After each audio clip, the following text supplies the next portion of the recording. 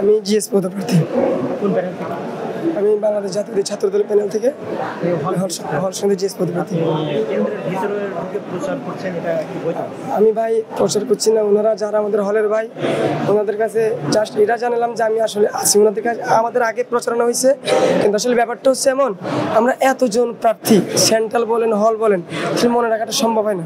Just এখানে আসি সবের একটু যেহেতু আমাদের এই চেনা জানা ভাই, দিন শেষে আমরা হলের যেহেতু আমরা ভাই আমরা সেটা যেতে ভাই আসি ওইটাই। না আমি যেটা বুঝছি, যেটা আপনাদের চেনা জানা ভাই, তাহলে তো আপনার তার কাছে গিয়ে প্রচার করার তো প্রয়োজন হচ্ছে না, আপনাকে দেখলেই বুঝবে যে আপনি আইছেন এখানে। হ্যাঁ হ্যাঁ, কিন্তু আমি যেটা দেখলাম যে আপনি এক জাতির মানে ভোটারের সাথে জি জি বলছেন আর কি।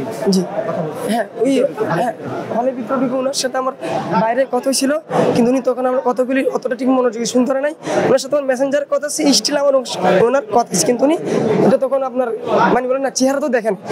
আসলে এতজন 541 জন, আমি যদি হল সংসদ ধরি আসলে 541 জন ভোটারকে ইন্ডিভিজুয়ালি রিচ করা, আসলে আমি যদি ছাত্র আমাদের পরীক্ষা থেকে অনেক কিছু থাকে এর মাঝে এটা তাই বলে হলের ভিতরে এটা বৈধতা মনে করেন না? অবশ্যই আসলে ওইটা বৈধতা না, কিন্তু এটা অবশ্যই বলেন না। আসলে যদি আপনি যদি দেখেন অনেকজন তো করে, হ্যাঁ একটা ভুল হইতে পারে, আমি আমার ভুল স্বীকার করি, এটা আসলে কোনো ইয়া না।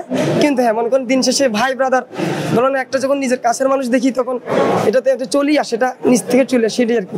হলের ভিতর প্রচার করে আবার নিজে ভুল স্বীকার করছেন, এটা কেমন একটা দেখা? এটা ভাই কোনো দিক এখন উচিত হল থেকে বাইরে যাওয়া। জি জি, হল থেকে বাইরে যাওয়া, যেহেতু আপনি ভুল স্বীকার করছেন।